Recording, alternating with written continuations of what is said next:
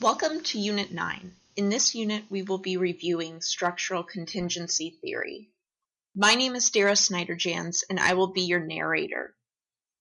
In this unit, I will use seminal research to define the basics of this theory, describe specific assumptions of the theory, discuss some of the criticisms and critiques of this theory, and then discuss applied research. The main premise of structural contingency theory is that there is no one best organizational structure, and rather the appropriate structure depends on specific contingencies facing the organization.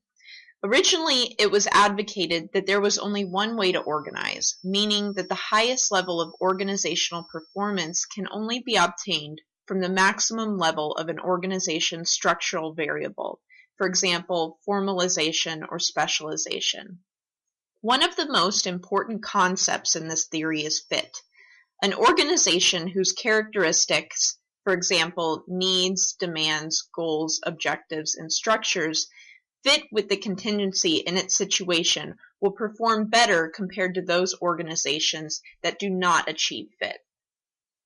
There are three classifications of fit.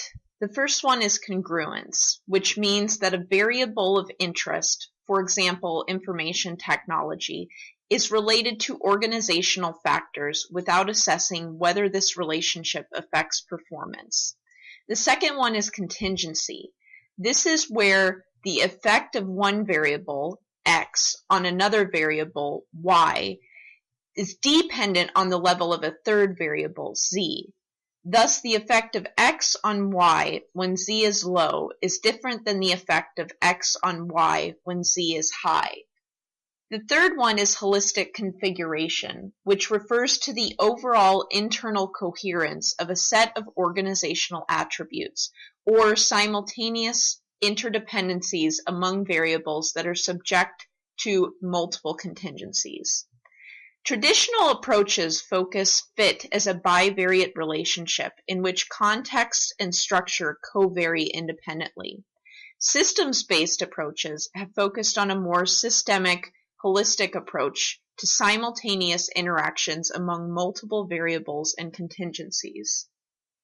According to this theory, there are two main contingencies. The first one is organizational size, which has been operationalized as the approximate number of employees in the organization. The second one is organizational task, which comprises of two components. Task uncertainty refers to a lack of information about how to perform a specific task. As task uncertainty increases through increased product or service innovation, there is typically a reduction in organizational formalization and an increase in decentralized decision-making. Task interdependence is the second organizational task. This is the degree to which individuals perceive that they interact with and depend on others in order to carry out their work.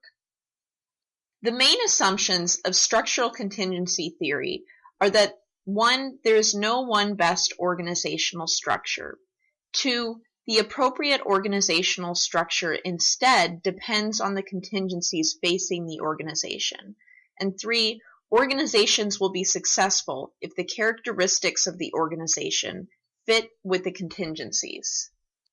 As with every theory, there will always be critiques and criticisms. Some of the criticisms and critiques of structural contingency theory are as follows. First, critics argue that the theory is true by definition. That is, for example, fit produces high performance. At the most abstract level, this relationship is true by definition and hence cannot be tested. Critics also argue that the theory is deterministic. Studies including Parer 1980 and 1984 posit that an organization reacts to changes in its contingencies, which changes its environment and also changes its contingencies. Thus, the organization structure is determined by its situation. Third, critics argue that managerial free choice opposes contingency. And finally, some critics argue that concepts in this theory are unclear and relationships are not well defined. Now, let's briefly discuss some of the seminal papers in structural contingency theory. Burns 1961, Chandler 1962, and Donaldson 2001 were seminal works in structural contingency theory and are often cited in supply chain literature using this as a theoretical foundation. Flynn and others 2010 is research focused on the impact of supply chain integration on performance. This is applied research.